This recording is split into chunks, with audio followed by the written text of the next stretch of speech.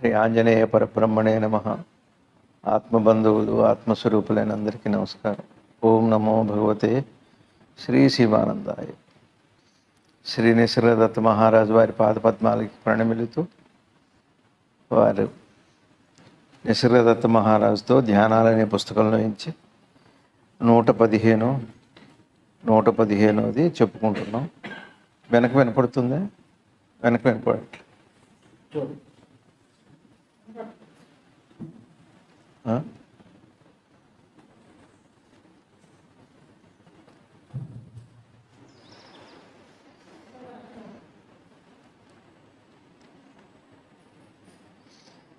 నిరూపణ 115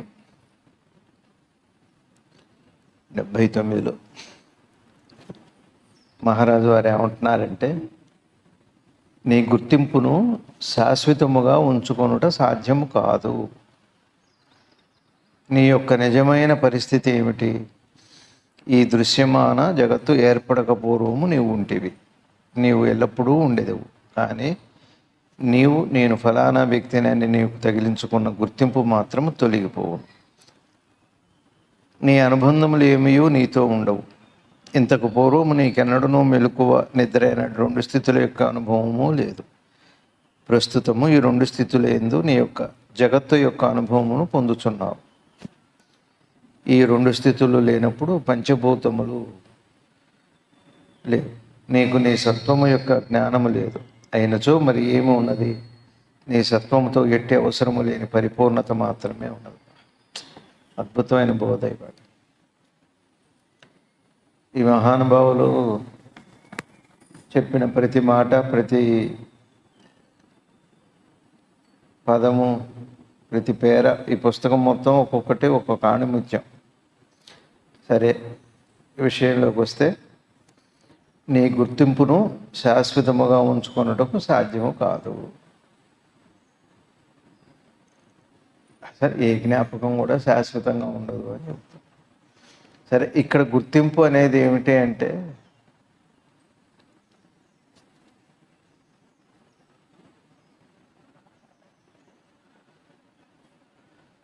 ఇగో ఈ దేహం తాలూకా, ఇప్పుడు మన పిల్లలైతే, బంధువులైతే, లేదా మొత్తం మన బయోడేటా అంతా కూడా ఈ శరీరంతో సంబంధం ఉన్నంత వరకే. శరీరంతో సంబంధం పోయిన తర్వాత అది పోయేది. శరీరంలో ఉండగా కూడా పోవచ్చు కొన్ని ఆరోగ్య పరిస్థితుల వల్ల. ఉదాహరణకి అల్జీమర్సు, ఇట్లాంటి జబ్బుల వల్ల కూడా ఏ గుర్తింపు ఉండదు. అక్కడ భార్య ఉన్నా, ఎవరున్నా కూడా గుర్తుండదు, తగిలించుకోవటానికి కుదరదు, ఉంచుకోవటానికి కుదరదు. ఆరోగ్యం దెబ్బతిన్నా కూడా ఈ గుర్తింపు పోతుంది, ఈ జ్ఞాపకం. లేదా మరణం తర్వాత అయినా పోతుంది, లేదా మనకి రోజు అనుభవంలో నిద్రలో కూడా పోతుంది. మెలుగుతూ వస్తుంది, నిద్రలో పోతుంది. కాబట్టి వచ్చిపోయేది అనేది మనందరికీ తెలుసు.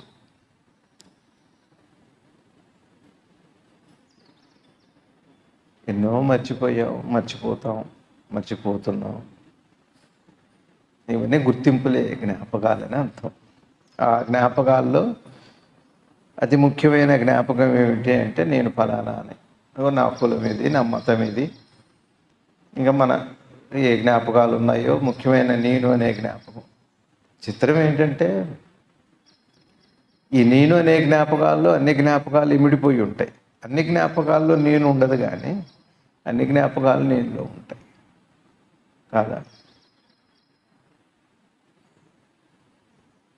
నేను చిన్నప్పుడు సైకిల్ మీద హై స్కూల్కి వెళ్ళానని చెబుతాను.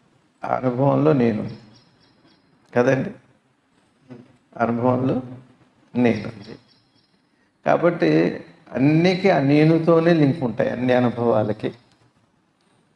అనుభవాలన్నిటికీ ఈ నేనుతో ఏం లింక్ ఉండాల్సిన అవసరం ఏంటి? ఇది బాగా అర్థం చేసుకుంటే అర్థమయ్యే విషయం. సరే, అర్థమైందా? కష్టంగా ఉంది?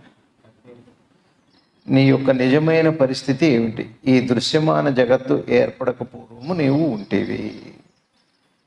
దీనికి మనం ఏం చేయాలంటే మనం పాతగా చెప్పుకున్న ఇదివరకటి బోధని అమ్మ కడుపులో ఉన్నప్పుడు మరి ఉన్నామా లేమా, తల్లి గర్భంలో ఉన్నాం కదా లేవా, తెలుసా ఏమన్నా? పోనీ ఈ గుర్తింపు అక్కడ ఉందా? పోనీ పుడతామని, పుట్టలేదని, తల్లి గర్భంలో ఉన్నామని, అక్కడి నుంచి వచ్చామని, ఇక్కడికి రావాలని ఏది లేదు, ఏ గుర్తింపు లేదు. గుర్తింపు అంటే అర్థం ఏంటి? ఏ జ్ఞాపకాలు లేవు, ఏ జ్ఞాపకం లేకపోతే ఏ ఆలోచన కూడా లేదు. అవునా కాదా?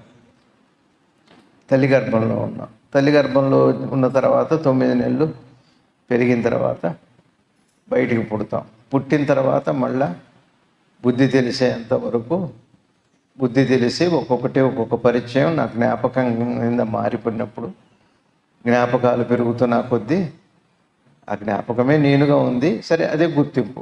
జ్ఞాపకమేగా గుర్తింపు అంటే. జ్ఞాపకమే గుర్తింపు. మొన్న ఒక పిల్లవాడు ఎవరో ఈ గుంటూరు దగ్గర నుంచో ఎక్కడి నుంచో తప్పిపోయి ఎక్కడో కాశీ దాకా వెళ్ళిపోయాడు. వాడు కాశీ దాకా వెళ్ళిన తర్వాత వాడు మహా అయితే ఏం చెబుతున్నాడు అంటే, వాడి పేరు చెబుతున్నాడు. అమ్మ. మీ అమ్మ పేరేంటి? అమ్మ. నాన్న పేరేంటి? నాన్న. అది సరిపోతుందా? వ్యవహారానికి సరిపోదు. కాబట్టి అతని జ్ఞాపకం ఎంతవరకు ఉందో అంతవరకు మనం ముందుకు వెళ్ళగలుగుతాం. అతని జ్ఞాపకం మీద అతను ఎట్లా ముందుకు వెళ్తాడో మన జ్ఞాపకాన్ని బట్టి మనం ముందుకు వెళ్తాము. అట్లానే మన జ్ఞాపకాల సమాచారాన్ని బట్టి ఇతరులు కూడా ముందుకు కదులుతారు. కాదండి? అవునాగా? చిన్న విషయమే, కొద్దిగా చిన్నగా వినాలి, నిమ్మళంగా వినాలి. కాబట్టి జ్ఞాపకము అనేది ఆ పిల్లవాడికి ఇప్పుడు ఏంటంటే, ఎక్కడి నుంచి వచ్చావంటే జ్ఞాపకం లేదు, గుర్తింపు లేదు. గుర్తింపు అనే మాటకు అర్థం ఏంటంటే జ్ఞాపకము అని మనం గుర్తుపెట్టుకోవాలి. జ్ఞాపకం లేనప్పుడు ఒకసారి మీరు ఏం చేయండి, మీ జ్ఞాపకం లేని విషయాలని సాధన చేయటం అంటే ఎలా చేయాలి? సరే, మన పూజలు, మన పురస్కారాలు, మన ఇష్టాలు, మన ఇష్టదైవం, ఆరాధ్యదైవం, ఇవన్నీ ఉంచుకోవాలి. ఇవన్నీ ఉండాలి కూడా. ఇవన్నీ ఎలా ఉంటాయండి? జ్ఞాపకంగానే ఉండాలి. సరే, ఉండనివ్వండి. దానికి ఒక ప్రయోజనం ఉంది, దానికి ఒక పరమార్థం ఉంది. పూజలు అక్కర్లేదు, దేవుళ్ళు అక్కర్లేదు, సంప్రదాయం అక్కర్లేదు, అమ్మ అక్కర్లేదు, నాన్నక, ఇవన్నీ కాదండి. అక్కర్లేనిది ఏది లేదు, అన్నీ అక్కడికి వచ్చేవి. అక్కడ లేనివే అక్కడికి వచ్చేవి. అక్కడ ఇవేవి లేవు. అక్కడికి రావడం అంటేనే బయట ఉన్నవి అని, అక్కడ లేనివి అని ఇది తెలియాలి. సరే, బాగానే ఉంది. మరి జ్ఞాపకం లేనప్పుడు ఏమవుతుందో మీరు ఒకసారి ఆలోచించి చూడండి. జ్ఞాపకం లేకపోతే ఏమవుతుందో, రోజువారీ జీవితంలో ఒక చిన్న జ్ఞాపకం లేకపోతే ఏమవుతుందో చూడండి. మీరు పెట్టిన వస్తువు ఎక్కడ పెట్టారో మర్చిపోయారు. ఒక చిత్రం చెబుతాను, నాకే జరిగింది మొన్న. హైదరాబాదులో నా చేతికి అది మిషన్ సెన్సార్ వేసుకునేది, వాళ్ళు పంపింది ఒకటి. జ్ఞాపకం గురించి చెబుతున్నా, జ్ఞాపకం చేసామ్మా. ఒకటి పంపారా, ఒకటి వేసుకున్నాను సెన్సార్. నాకు ఇంప్రెషన్ ఏంటంటే 3 పంపారు, 3 ఒకటి వేసుకున్నా, ఒక 2 ఇక్కడికి తెచ్చాను అని. జ్ఞాపకం అంటే ఉన్నది లేనిది కూడా జ్ఞాపకంగా ఉంటాయి. అప్పుడు నేను అన్నట్టుగా గుర్తు, అది జ్ఞాపకమే. కానలేదు అన్నట్టుగా గుర్తు, చేసినట్టుగా గుర్తు. ఏమో జ్ఞాపకం అంటే అయిందే ఉండాల్సిన అవసరం లేదు, అవ్వంది కూడా ఉంటుంది. అవ్వంది కూడా చూసి మర్చిపోతాం. చూడకుండానే ఎక్కడ చూశానని అనిపిస్తుంది. చిత్రమైంది. అనుభవంలో ఉన్నా, అనుభవంలో లేకపోయినా ఈ జ్ఞాపకాలు ఆడే ఆట, వాలీబాల్ ఆట మనకు తెలుసు.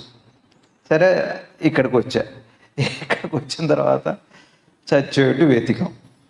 ఎప్పుడు మళ్ళీ అవసరం అయ్యా 15 రోజుల తర్వాత వెతికితే, ఎక్కడ పెడతానో అక్కడ వెతికితే అక్కడ లేవు.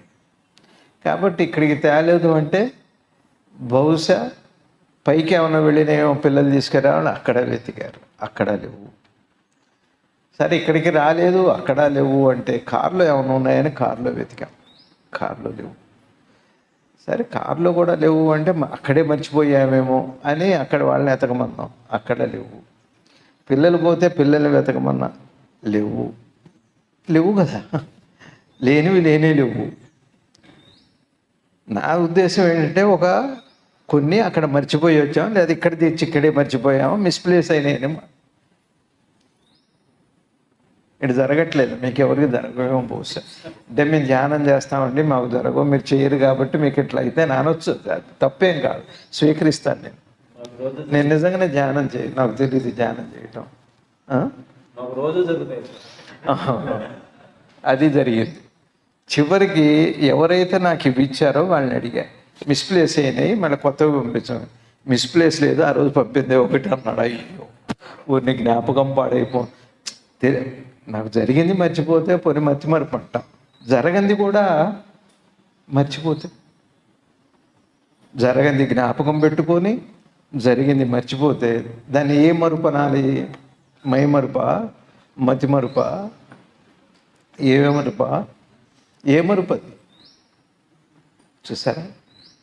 జ్ఞాపకం అనేది ఇట్లా మీరు చూడండి కూర్చొని, అంటే ఏది అంత తేలిగ్గా వదిలిపెట్టకండి. జీవితంలో దేవుణ్ణి చూడాలంటే మనం ఏం చేస్తామంటే, భగవన్నామం మంచిదే, కానీ అసలు నీ నామం చేస్తున్న పని ఏమిటో చూడకపోతే ఈ ప్రయత్నం ఎప్పటికీ వెళ్ళదండి. ప్రతి సంఘటన నీకు ఉపయోగపడేది. ఒకవేళ ఇప్పుడు మీరున్నారు, మీరు పెట్టిన వస్తువు మర్చిపోయారు, సరే పర్లేదు, దొరికింది దొరకలేదు, సరే ఏదో తంటాలు పడతాం. అట్లా ఒక్కొక్కటి మీ మరుపులోకి వచ్చింది. మీ భర్త పేరు మర్చిపోయారు, మీ భర్త ఉన్న జ్ఞాపకం లేదు, మీ పిల్లలు ఉన్న జ్ఞాపకం లేదు, మీరు ఎక్కడున్నారో మీకు తెలియదు, మీ పేరు ఏమిటో తెలియదు.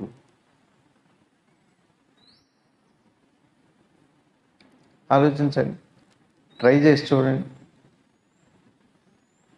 ఏముంటుంది అప్పుడు? మీరుండరా?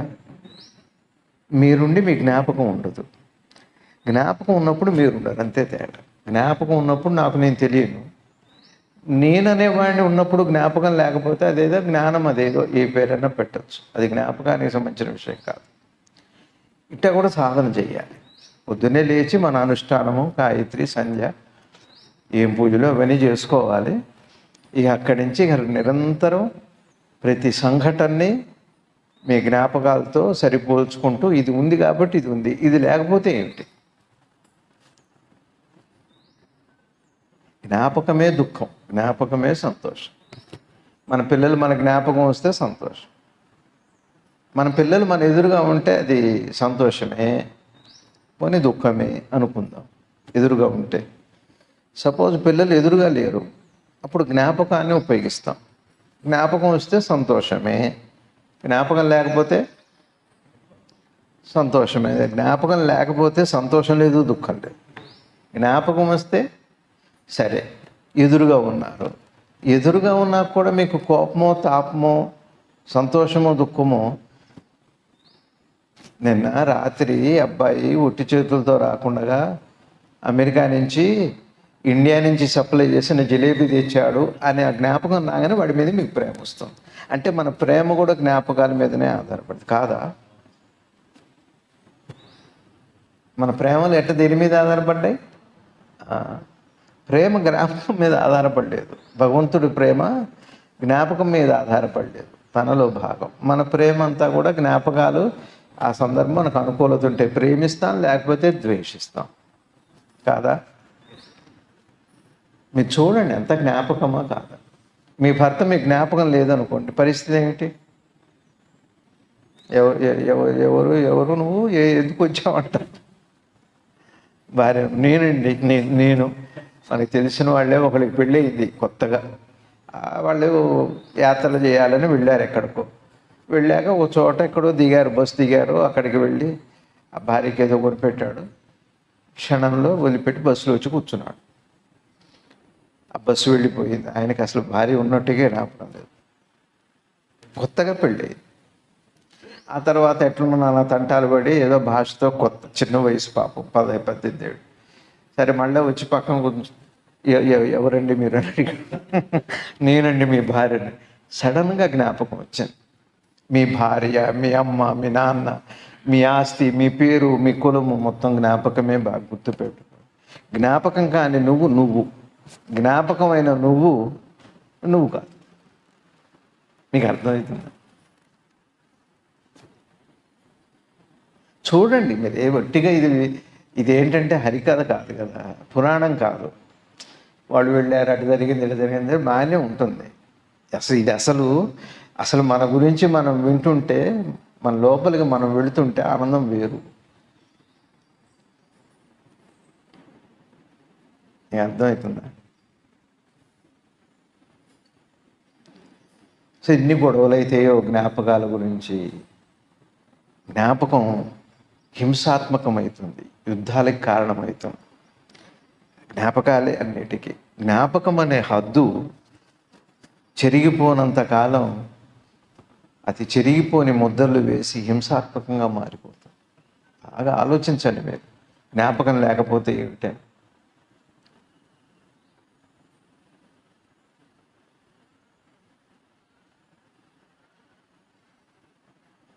చాలా చిత్రమైన విషయం అది.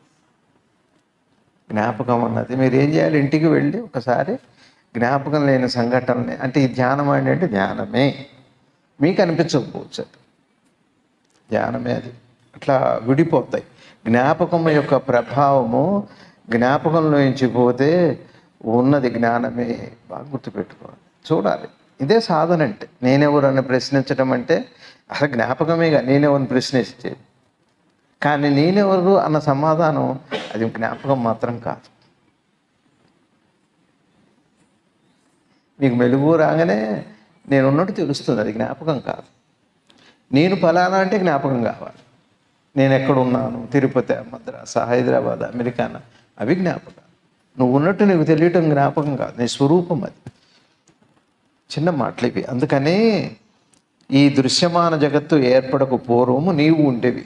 అంటే సృష్టికి ముందని కాదు, నీకు తెలియనప్పుడు సృష్టి, నీకు సృష్టి తెలియనప్పుడు నీవు ఎల్లప్పుడూ ఉండేదవు. నువ్వు ఎల్లప్పుడూ ఉండేదవు అన్న విషయం నాకెట తెలుస్తుంది? తెలిసిన వాళ్ళు జ్ఞానం చెప్పిన మాట మనకి ప్రమాణం. నువ్వు సర్వత్రా అన్ని వేళలా ఎప్పుడూ ఉన్నావు నువ్వు అని చెప్పే మాట జ్ఞానులు చెప్పే మాట. కాబట్టి అది మనకి ఆధారంగా ఉంటుంది. అట్లా ముందుకు వెళ్ళాలి. కానీ నీవు ఫలానా వ్యక్తి అని నీకు తగిలించుకున్న గుర్తింపు మాత్రం తొలగిపోవును. నేను ఫలానా అని మనం పెట్టుకున్నాం. గుర్తింపు అంటే నీకా అవతల వాళ్ళకే? ఒక మాట చెబుతాను నేను. ఇప్పుడు మీరు ఉన్నారనుకోండి, నేను రమణని అని నాకు నేను చెప్పుకోవటం నాకు గుర్తింపు కోసమా, మీకు గుర్తింపు కోసమా? ఇప్పుడు మీరు మర్చిపోయారు నన్ను సహజంగానే. ఎవరండి మీరు అని అడుగుతారు. అంటే రమణనండి నేను, నా పేరు బలిసిపాడండి అని అంటారు. గుర్తింపు ఎవరికి, మీకా నాకా? ఇది నాకు నేను రమణని అనుకొని ఎప్పుడు గుర్తుపెట్టుకోనుగా. అసలు నాకు గుర్తింపే నాకు అక్కర్లేదు, నేను ఉంటే చాలు అంతే. అవునా కాదా? కదా. అందుకని గుర్తింపు అన్నది రెండు రకాలుగా ఉంది. జ్ఞాపకం ఒకటి అటెన్షన్ అంటారు. అటెన్షన్, శ్రద్ధ. ఒక సత్సంగం వినేవ్వండి, ఏదన్నా కానివ్వండి, ఒక మంచి మాట విన్నాము అంటే అది హృదయాంతరాల్లోకి, అంతఃచేతనంలోకి వెళ్ళాలి. అట్లా గురువు మాత్రమే ఉంటారు, ఇంకెవ్వరూ ఉండరండి. మనం జ్ఞాపకంతో ఆధారంతోనే బతికేవాళ్ళం. మన సంబంధాలన్నీ జ్ఞాపకాలే. గురువు సంబంధం సహజం కాబట్టి అట్లాంటి అవ్యాజమైనటువంటి గుర్తింపు జన్మజన్మల, అనేక జన్మలుగా కృష్ణ పరమాత్మ అర్జునుల వారికి చెప్పారు. నీకు తెలియదు, అనేక జన్మల్లో నువ్వు ఉన్నావు, నీకు తెలియదు, నాకు తెలుసు అన్నా. అర్జునుడికి తెలియదు, అదే మనం. అయితే గుర్తింపు అంటే ఎవరికి, మీకా నాకా అంటే నాకైతే అక్కర్లేదు. నా గుర్తింపు మీకోసం. నా పేరు ఎవరి కోసం? నాకు పెట్టే పేరు ఎవరి కోసం? నా కోసం అండి. మీరు ఆలోచించండి, ఒట్టిగా ఒక క్షణం ఆలోచిస్తే దీని బ్యూటీ తెలుస్తుంది. మనకి పెట్టే పేరు ఎవరి కోసం? సరే, అందులో రకరకాల పేర్లు వచ్చినాయి, నోరు తిరగని పేర్లు వచ్చినాయి, ఎవరికి పెట్టని పేర్లు, ఆ పేరుతో కీర్తి, సరే అవే ఉన్నాయి, బాగానే ఉంది, మంచిదే కానివ్వండి. కానీ అసలు పేరు ఎవరి కోసం పెడుతున్నారంటే నీ కోసం అయితే కాదు. నీ పేరు నీ కోసం కాదు. నీకు పెట్టిన నీ పేరు ఇతరుల కోసమే కాదా? ఇతరం కోసమే. అబ్బా, ఇక్కడ ఎవరికి మంచినీళ్ళు కావాలి? వాళ్ళు అడిగారండి, ఎవరు వాళ్ళు విష్ణు సిమెంట్ వాడు. ఈ వ్యవహారం జరగటానికి పేరు కావాలి, వ్యవహారం జరపడానికి పేరు కావాలి, వ్యవహరించడానికి పేరు కావాలి. వ్యవహారం కాందానికి పేరు ఎందుకు? వ్యవహారం కాందానికి పేరేముంది? నీకు పెట్టిన పేరు నీ కోసం కాదు. అసలు నీకు పేరు లేదు, నీకు పేరు లేదు. మీరు ఎప్పుడన్నా చూసారో చూడలేదు, నేను చేసా ఇదంతా. జాగ్రత్తగా చూడండి. ఎప్పుడన్నా అట్లా కూర్చొని టైంపాస్ బట్టండి. ఏం చేస్తారంటే అట్లా కూర్చొని నా పేరు రమణ అని ఊరికే నిశ్చితంగా చూడండి. రమణ ఏంటి నా పేరు అని అనిపిస్తుంది. బహుశా చాలామంది కూడా చేయొచ్చు. వాళ్ళ వైపు అట్లా తీక్షణంగా కొద్దిసేపు చూస్తే ఆ పేరుకి ఈయనకి సంబంధం ఏంటి అనిపిస్తుంది. ఈ పేరు ఆయన ఈయనేనా అని. బహుశా చాలా తక్కువ మంది చేస్తారు, కానీ చేస్తే అందరి అనుభవం అదే. ఆ రూపంకి ఆ పేరుకి సంబంధం ఉంటుంది. మీకు అర్థమవుతుందండి? పూర్వకాలంలో పేర్లట విషయానికి తగ్గట్టు పెట్టేవాళ్ళ. అసలు ఆ పేరు పెట్టడం వల్ల దానికి తగ్గట్టుగా ఉంటారని పేర్లు పెట్టేవాడు. ఇప్పుడు పేర్లు పెడితే పేరు కోసం పెడుతున్నారు. ఏ పేరు? వాడికి పేరు. ఆ పేరు నుంచి పేరు కోసం పేరే. కానీ పూర్వకాలంలో పేరు ఉదాహరణకి సుందరుడు అని పెట్టారు అనుకోండి. అడుగుతాడు, అమ్మ నాకు ఎందుకు ఈ సుందరుడు అంటే ఏంటి? అంత సుందరుడు అంటే జ్ఞానం నాన్న, ఆత్మజ్ఞానం కలిగిన వాడు అంటారు. అది ఆంజనేయ స్వామి పేరు. అట్లా ఉండటానికి ప్రయత్నం చేస్తాడు, పేరుకు తగ్గట్టుగా ఉండటానికి. ఇట్లా ఉండేవట పేర్లు పెద్దలు చెబుతారు. కాబట్టి ఇప్పుడు నీ పేరు నీకు ఎందుకు పెట్టారు? అనామకుడు అంటే పేరు లేనివాడు అని. అనామకుడు అంటే మన దృష్టిలో ఎవరు లేనివాడని కాదు, పేరు లేనివాడు అని. పేరు లేకపోయినా వాడు ఉన్నాడుగా. పేరు తగిలించబడదు. ఇప్పుడు ఇంతమంది ఉన్నారు కదా, మీ అందరు ఉన్నారు కదా, మీ ఇంటి ముందు మీ నేమ్ బోర్డ్స్ ఎంతమందికి ఉన్నాయి?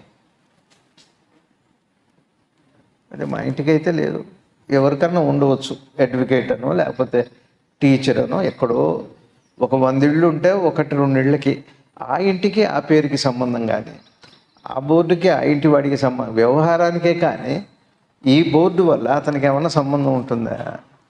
ఇంతే. ఈ దేహానికి తగిలిచ్చిన నేమ్ బోర్డు అది అంతే తప్పితే లేకపోయినా కూడా ఉండవచ్చు. అనామకుడుగా కూడా ఉండవచ్చు. పెద్దలు అదే చెబుతారు. శ్రీ జిడ్డు కృష్ణమూర్తి గారు కానీ సద్గురు శివానంద గురుదేవుడు వారు కానీ అనామకంగా ఉండండి అంటారు. అనామకంగా అంటే లోపల దేనికి పేరు పెట్టకుండా, ఏ అనుభూతికి పేరు పెట్టకుండా, ఏ అనుభవానికి పేరు పెట్టకుండా ఉంటే అప్పుడు ఏమైతే జ్ఞాపకం కోసమేగా. ఇవన్నీ కూడా జ్ఞాపకాల కోసం కాదా? ముందు మీరు పరిచయం అవుతారు, మీ పేరు నాకు తెలుస్తుంది, తర్వాత మీ పేరు నాకు జ్ఞాపకంగా ఉంటుంది, మీ రూపం నాకు జ్ఞాపకంగా ఉంటుంది. ఇవన్నీ ఎందుకు వచ్చినాయి అంటే జ్ఞాపకాన్ని మళ్ళీ తిరిగి మీరు ఉపయోగించాలి అంటే ఏదో ఒకటి ఉండాలి. లేకపోతే ఎట్లా? మీకు అర్థమవుతుందా? కాబట్టి సృష్టి నీవు ఫలానా వ్యక్తినని నీకు తగిలించుకున్న గుర్తింపు మాత్రము తెలుపు. నీ అనుబంధములు ఏవియు నీతో ఉంటున్నాయా? ఏదో కథ కూడా చెప్పారు. ఒక పిల్లవాడు చనిపోయాట. చనిపోతే తండ్రి గారికి ఎంతో శక్తి ఉంది, ఆయన వెళ్ళాడు ఆ లోకానికి. వెళ్ళి నేను నీ తండ్రిని అన్నాడు. ఏ జన్మలు అన్నాడు. సంబంధం తండ్రి కొడుకుల సంబంధం, తల్లి కూతుల సంబంధం. ఏముంది ఎంత గొడవ అయితే ఏ సంబంధాలు ఉన్నట్లే ఇవాళ. సంబంధాలు ఇవాళ నిలబడుతున్నాయంటే కారణం ఏమిటి అంటే స్వార్థం వల్ల అని అర్థం. స్వార్థం వల్లే సంబంధాలు నిలబడుతున్నాయి. నిస్వార్థంగా ఉంటే సంబంధాలు నిలబడవా అంటే ఒక అద్భుతమైన సంబంధం అది. అంతే అనుకూలమైతే ఒక మాట, అనుకూలం కాకపోతే ఒక మాట. మొన్న ఎవరో అంటున్నారు ఈ మధ్య, ఏమంటే మా ఇంట్లోనే గొడవ భరించలేకపోతున్నా, అందుకే మీ దగ్గరికి రావట్లేదు అన్నారు. మంచిదే అది. మీ గొడవ ఎక్కువైపోయింది. మా ఇంట్లో గొడవే భరించలేకపోతున్నాం, మీ గొడవ ఎక్కడ భరిస్తాం మేము? మీకు అర్థమవుతుందని నేనేం చెబుతున్నాను. సంబంధాల యొక్క లక్షణం అలా ఉంటుంది. చాలామంది అంటారు మిమ్మల్ని డిస్టర్బ్ చేయటం ఇష్టం లేదండి అంటారు. మా అబ్బాయి కడుపు నొప్పి వచ్చింది, ఏం వాడాలి, ఏంటి, తగ్గుతుందా తగ్గదా, మా అమ్మాయి ప్రసవానికి వచ్చింది ఏమిటి? ఇది డిస్టర్బెన్స్ కాదు. బాగున్నారంటే డిస్టర్బెన్స్. చూడండి ఎంత బాగుందో మన విజ్ఞానం, మన వివేకం. ఎవరినన్నా బాగున్నారంటే డిస్టర్బ్ చేయి, ఇతర పని వెళ్ళాడు. వెళ్ళాడు, తప్పులేదు. అది డిస్టర్బెన్స్ కాదు, అసలు వాడికి అదే డిస్టర్బెన్స్. అట్టనేగా ఆయనకు అయింది పాపం. పరశురాముడి కథ అంతా 24 మంది ఆయన రాజుల్ని అట్లా సంహరించుకుంటూ వెళ్ళి చిన్న పని. ఆయన తపస్సు చేసుకుంటున్నాడు, నేను పలకలేదని చెప్పని మెడలో పాము వేసి ఏదో గొందరగాడు. ఆ కథ అంతా మీకు నేను చెప్పక్కర్లేదు, మీకు తెలుసు, నేనేం చెప్పక్కర్లేదు. ఇట్లా పాములు వేసేవాళ్ళు చాలామంది ఉన్నారు. నేను విమర్శ చేయట్లా, అర్థం చేసుకోండి. అవసరానికి మాత్రమే సంబంధాలు ఉన్నాయి. ఇవాళ మీకు కష్టం వస్తే చెప్పారు, పెద్దలే చెబుతున్నారు. ఇవాళ వైజ్ఞానిక శాస్త్రవేత్తలు, అనుభవపరులు ఏం చెబుతున్నారంటే, పని ఉంటే పాదరసం, పని ఉంటే ఫెవికిక్కు, పని లేకపోతే పాదరసం. చాలా సింపుల్ అది. ఇంకా ఫెవికిక్ లాగానే బంధం అలా ఉంటుంది. రామ్కో సిమెంట్లా కాలంతో దృఢపడుతుంది. మీకు పని లేదనుకోండి, పాదరసం దొరకదు మీకు, అట్లా అయిపోతుంది. ఇవి సంబంధాలు. ఇవాళ చివరికి భార్యాభర్తల మధ్య, తండ్రి కొడుకుల మధ్య, అన్నదమ్ముల పిల్లలైనా ఏ పిల్లలైనా ఈ కథ ఇంతేనండి. ఏం బాగలేదు అసలు. మర్చిపోతేనే బాగుంటుందేమో అనిపిస్తుంది. మర్చిపోవటం కంటే కూడా జ్ఞాపకం పెట్టుకుంటూ వచ్చి ముందు తెలిస్తే బాగుంటుంది. మన జ్ఞాపకాలు మన ఎట్లా ఇబ్బంది పెడుతున్నాయో బాగుంటుంది. సరే, నీ అనుబంధములు ఏవి నీతో ఉండవు. సరే, చచ్చిపోయాక ఎట్లాగో ఉంటాయో తెలియదు, ఉన్నాయేమో తెలియదు, ఏవో కథలు ఉన్నాయి, పురాణాలు ఉన్నాయి. సరే, ఆ సంగతి మనకు వదిలిపెట్టాడు. మీరు నిద్రపోతున్నారు, మీకు ఏ బంధాలు ఉన్నాయో చెప్పండి. మీతో కలిపి మీతో ఉన్న సంబంధాలన్నీ పోతున్నాయి. పొద్దున్నే లేవగానే మీతో కలిపి మీ అన్ని సంబంధాలు వస్తున్నాయి. మీరు నిద్రలో మీరు పోయారు కాబట్టి అన్నీ పోయినాయి, మెలకులో మీరు వచ్చారు కాబట్టి అన్నీ వచ్చినాయి. ఇంతకంటే ఏముంది? అప్పటిదాకా ఎందుకు? ఇప్పుడు ఈ క్షణం మీకు కునుకు పడితే సత్సంగం లేదు, బలుసుపాడు లేదు, జ్ఞానం లేదు, యోగం లేదు. వచ్చామంటే అయిపోయినట్టే, అయిపోయింది, క్లోజ్. ఒక్క క్షణం మనసు చిత్రమైందండి. ఒక్క క్షణం మనసు ఇంద్రియాలను వదిలిపెడితే అఖండమైన ఆనందం వస్తుంది, అఖండమైన బ్రహ్మానందం వస్తుంది. ఇంద్రియ సంపర్కం, ఇంద్రియ సంబంధమే మన ఆశలు, మన కోరికలు, మన బంధాలు, మన ఆత్మీయతలు, మన అహంకారాలు. ఏం అంటే వైరాగ్యం కాదు, ఇది సత్యం. ఇది వైరాగ్యము అంటే ఇది సత్యము అని అర్థం కాదా? నిద్రపోతే ఏమున్నాయి, ఏముంటుంది అని అట్లాంటి వైరాగ్యం మాటలు మీరు నేను మాట్లాడితే అసలు నిద్రపోతే నీకేముందో నువ్వు చెప్పు. ఏం లేదండి అంటాను, అది వైరాగ్యం. ఏం లేదని నీకు తెలిస్తే వైరాగ్యం. అన్నీ ఉన్నాయి అని తెలిస్తే అప్పుడు ఏమిటండి అని అంటారు. ఎట్లాగో పోయేదని తెలిస్తే ఇక్కడ వైరాగ్యం, ఎట్లాగో పోయేదని తెలిస్తే అక్కడ వైరాగ్యం. నిద్రలో ఇట్లా ఎట్లాగో పోయేవి అని తెలిస్తే అక్కడ పోయినాయి అని తెలియటం, ఇక్కడ పోతాయి అని తెలియటం పేరు వైరాగ్యం. అంటే ఉంటుంది, జీవనం ఉంటుంది. పోతాయని తెలుస్తున్నంత మాత్రాన పోతాయా ఏంటి? ఇప్పుడు నాకు ఏదో జబ్బు చేసింది, పెరాలసిస్ ఏదో వచ్చింది, డాక్టర్లు చెబుతారు ఇంకా ఎక్కువ కాలం లేదు అన్నారు అనుకోండి, పోతానని తెలిసినంత మాత్రాన ఇది పోయిందే. నువ్వు పోయేంత వరకు అది ఉంటుంది. నువ్వు పోదామనుకున్నా, నీ జబ్బు నుంచి పారిపోదాం అనుకున్నా జబ్బు నిన్ను వదిలిపెట్టదు.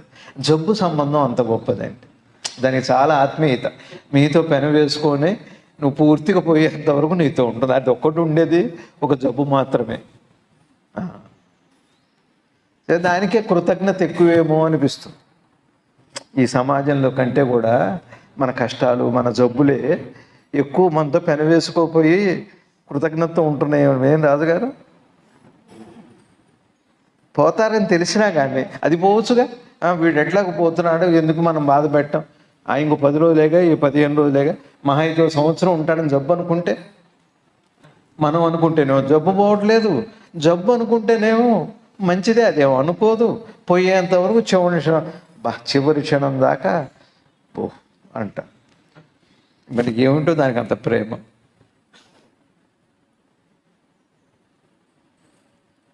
అది చిత్రమైందండి, చాలా చిత్రమైన వ్యవహారం. అందుకని జబ్బులు ఎందుకు వస్తాయి? పాపం చేస్తే వస్తాయి, పాపం చేస్తే జబ్బులు వస్తాయి. అందుకని వదిలిపెట్టేవాడు, చెయ్యి ఉండు, అనుభవించు. ఇంకొకరు ఏ బతిలాడు 10 రోజులు ఉపయోగపడి పూర్తిగా నాది కూడా పని అయిపోతుంది, పూర్తిగా నీకు స్పృహ తప్పేంత వరకు నీ అంత చూస్తాను. హార్ట్ అటాక్ వచ్చింది ఎవరు పాపం, పెద్ద పోస్టే, కోమాలోకి వెళ్ళిపోయాడు. ఉంచుకుందామంటే డబ్బులు ఖర్చు, ఉంచుకుందామంటే డాక్టర్లు కూడా అంటారు. ఏం చేయమంటారంటే తీద్దామంటేనేమో మనసు ఒప్పదు, తీయకపోదామంటేనేమో పరుసు తీయాలి. పరుసు తీస్తారా, పరుసు తీయకుండా ఉంటారా?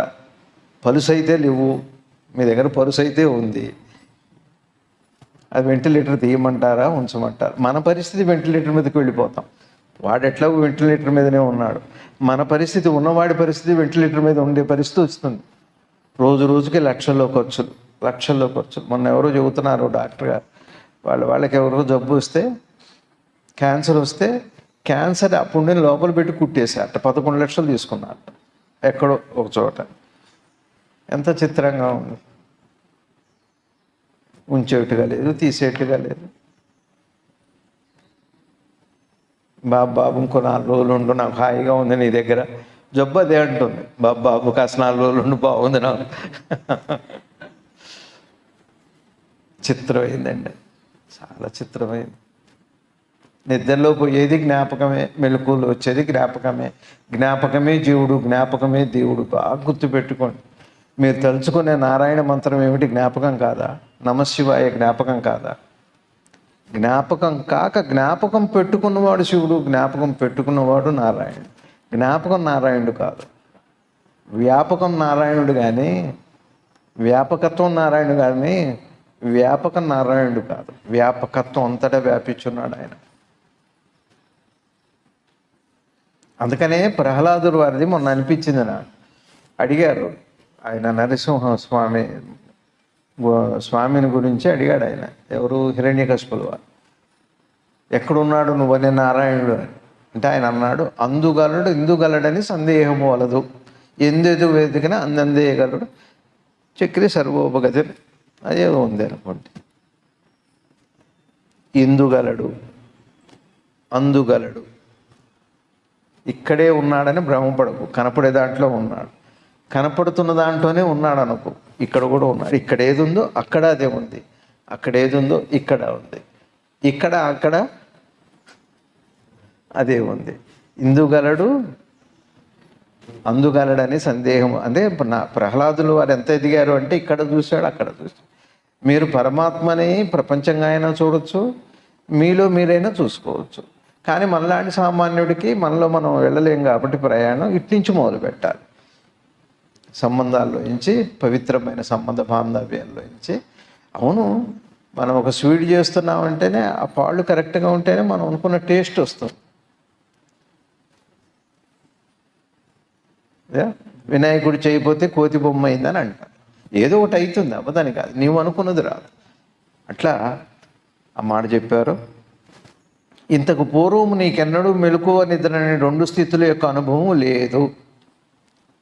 ఇప్పుడు మీకు తెలుసు, నిద్రపోతున్నాం, మేల్కొన్నాం. మీ తల్లి కడుపులో ఉన్నప్పుడు మీరు నిద్రపోయారా, మేల్కొని ఉన్నారా చెప్పండి? సరే, పుట్టిన తర్వాత ఎన్నాళ్ళు మీరు నిద్రపోయారు, ఎన్నాళ్ళు అది తెలుసా? తెలిసాక తెలిసిన విషయం అది. తెలిసాక నిద్రగానే. నిద్రే మంచి ఎగ్జాంపుల్ అండి. త్రివిధ అవస్థల యొక్క కలిమిలేముల గురించి చెప్పేది నిద్రావస్థ. కలిమిలేముల గురించి చెప్పేది నిద్రావస్థ. కేవలం కలిమి గురించి చెప్పేది మాత్రం జాగృత స్వప్నాలు. ఒక నిద్రావస్థే కలిమిలేముల్ని చెబుతుంది. చాలా విశేషమైన జ్ఞానం అది. అద్వైతం అంటే నిద్ర, ద్వైతం అంటే స్వప్న జాగృతాలు. ఆ ద్వైతానికి కారణం అద్వైతమే. ఏమీ లేని స్థితే అన్నిటికీ కారణమైంది. అన్ని కారణమే ఏం లేదంటానికి కూడా కారణమవుతుంది. అన్ని ఉంటేనే ఏం లేవంటాం.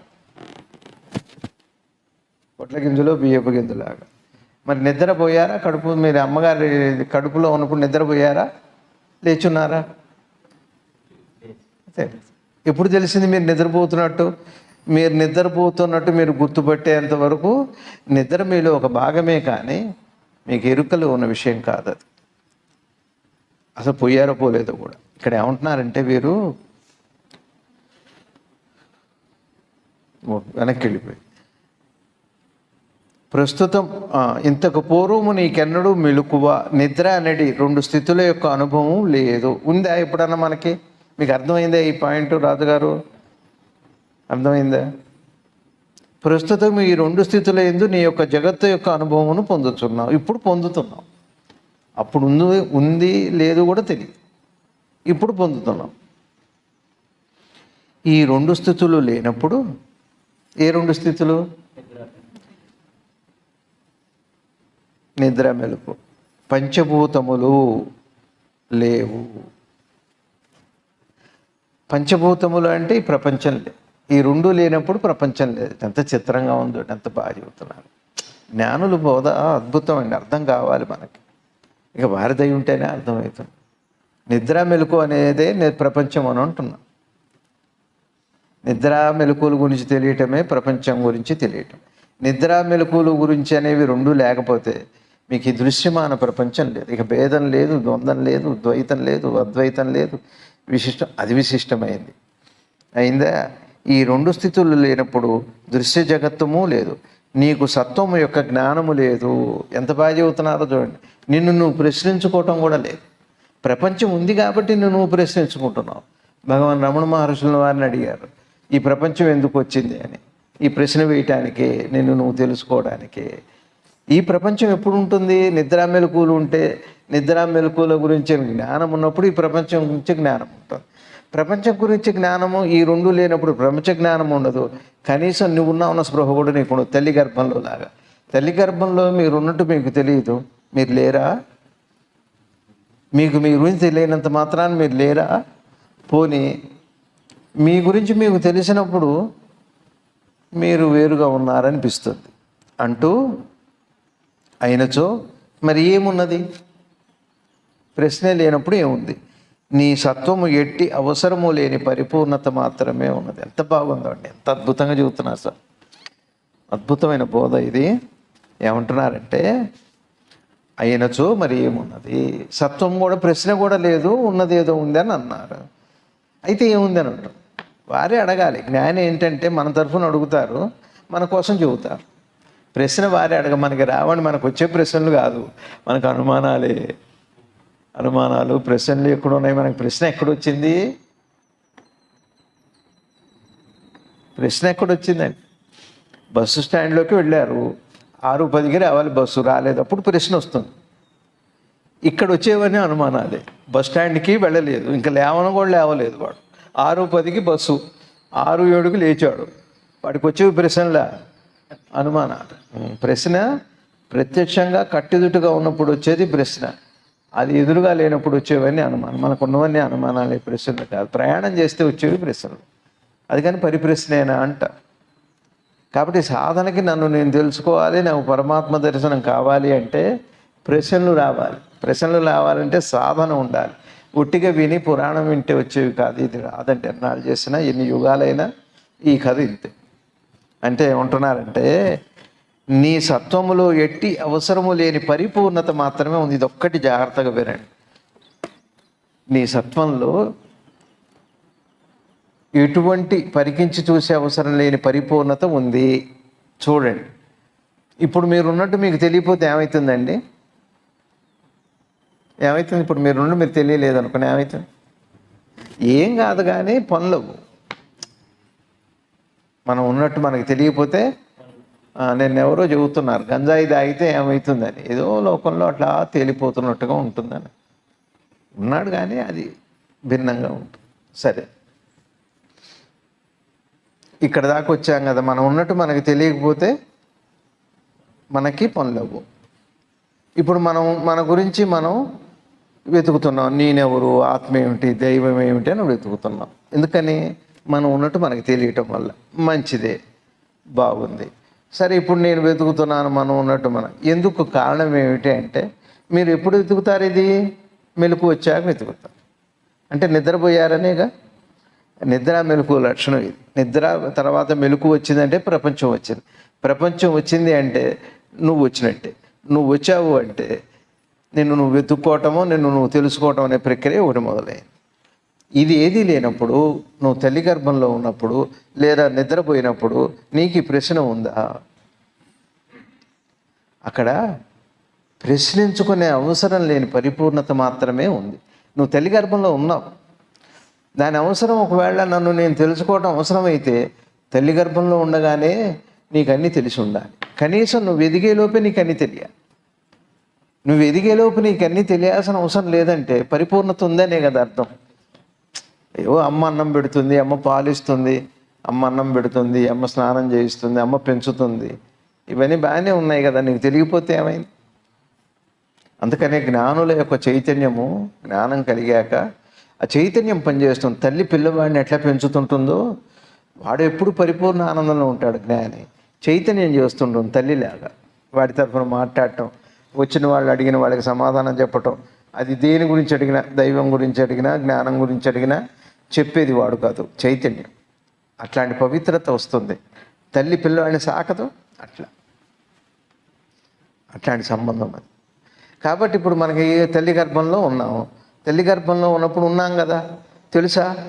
తెలియదు. ప్రపంచం తెలుసా? తెలియదు. పోనీ ఏదైనా గుర్తింపు ఉందా? ఏ గుర్తింపు లేదు. ఉన్నామా? ఉన్నాం. పోనీ తెలుసుకుంటున్నామా? తెలుసుకోవట్లేదు. తెలుస్తుందా? తెలియట్లేదు. ఎందుకంటే తెలుసుకోవాల్సిన అవసరం కానీ, ప్రశ్నించాల్సిన అవసరం కానీ, పరిపూర్ణత ఉన్నప్పుడు అట్లాంటి అవసరమే లేదు. ఆ స్థితి నుంచి యువతలకు వచ్చి మళ్ళీ దాన్ని వెతుకుతున్నాం. ఏంట్రా పెట్టాక కూడా ఏమిట్రా ఈ గొడవ అంటారు ఇళ్లలో. పెట్టకుండా అంటారు, పెట్టాకంటారు.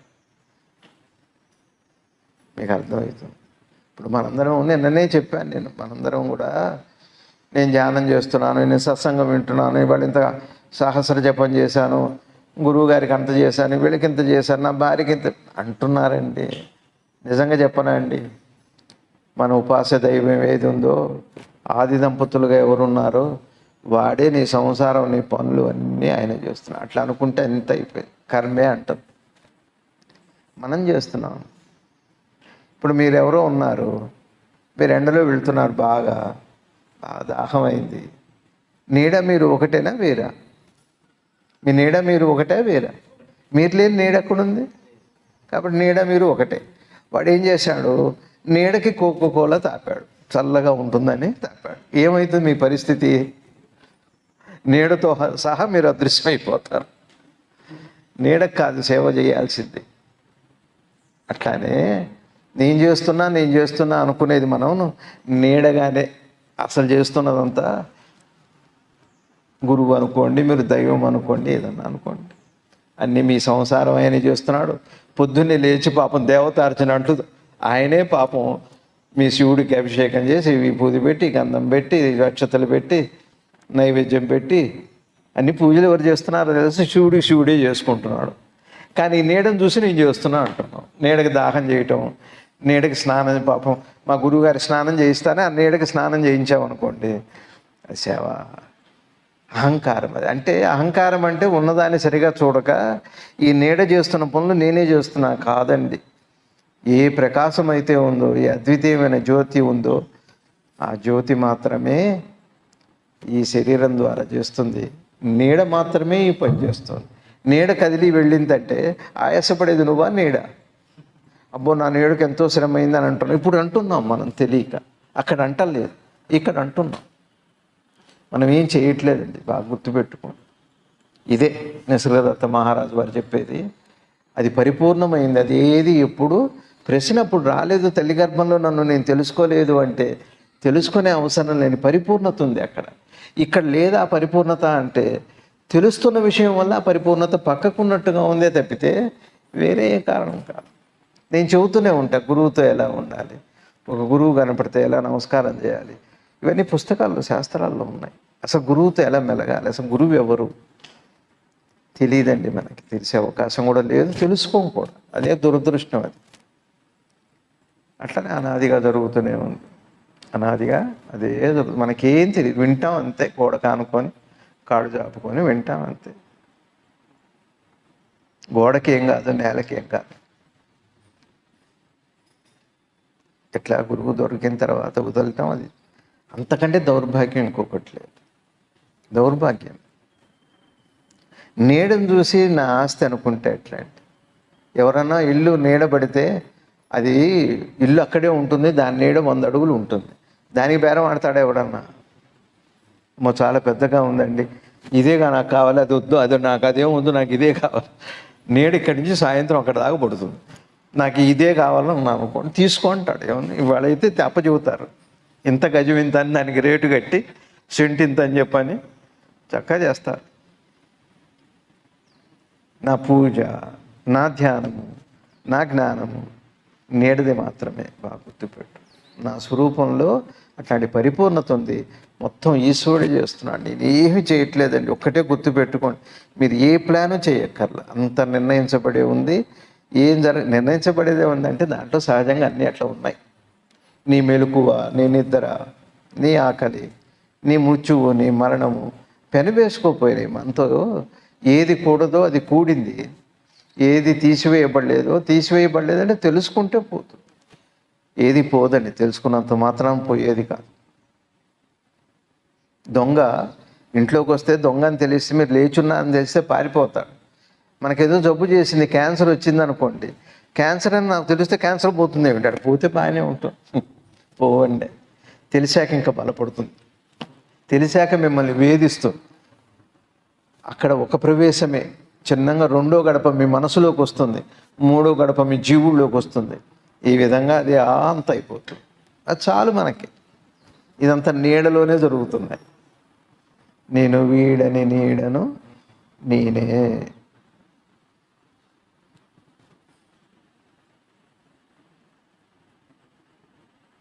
అది వాటికి ఇది. అందరికీ నమస్కారం. Thank you.